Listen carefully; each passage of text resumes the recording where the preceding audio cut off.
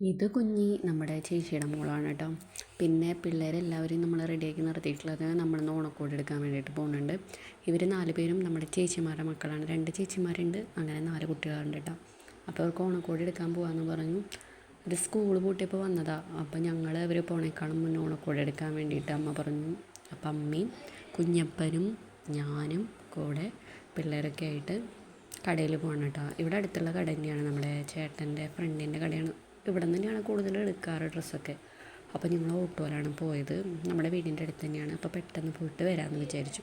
ഇതാണ് കടയുടെ മുതലാളി, നമ്മുടെ ചേട്ടൻ്റെ ഫ്രണ്ടാട്ടോ. പിന്നെ ഇവിടുത്തെ സ്ഥിരം ചേച്ചിമാരാണ് ഇവർ. ഒരു പരിചയമുണ്ട്, നമ്മൾ ഇടയ്ക്ക് അങ്ങോട്ട് പോണ കാരണം, ചേട്ടനായിട്ട് കമ്പനി ആയ കാരണം പെട്ടെന്ന് മനസ്സിലാവും.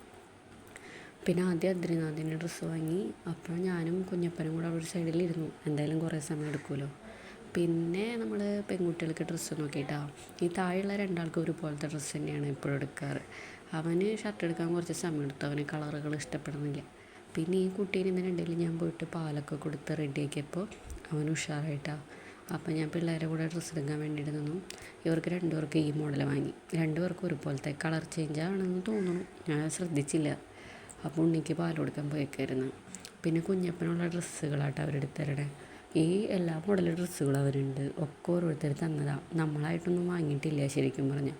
അപ്പോൾ എല്ലാതും കയ്യിലുള്ളതുകൊണ്ട് ഇല്ലാത്തൊരു മോഡൽ നോക്കിയിട്ട് കിട്ടിയില്ല. ലാസ്റ്റ് ഞാനൊരു ബ്ലാക്കും റെഡ് എടുത്തിട്ട് വന്നു കേട്ടോ.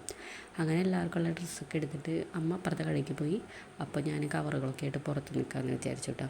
അപ്പോൾ എല്ലാവരോടും യാത്ര പറഞ്ഞിട്ട് പോരാണ്. നമ്മൾ വന്ന വണ്ടി തന്നെ വിളിച്ചിട്ട് ഓട്ടോയിൽ ഞങ്ങൾ തിരിച്ചു പോന്നു. ഞങ്ങളെല്ലാവരും അതിൽ തിങ്ങി കൂടിയിട്ട് തന്നെ ഇരുന്നുണ്ടായിരുന്നു.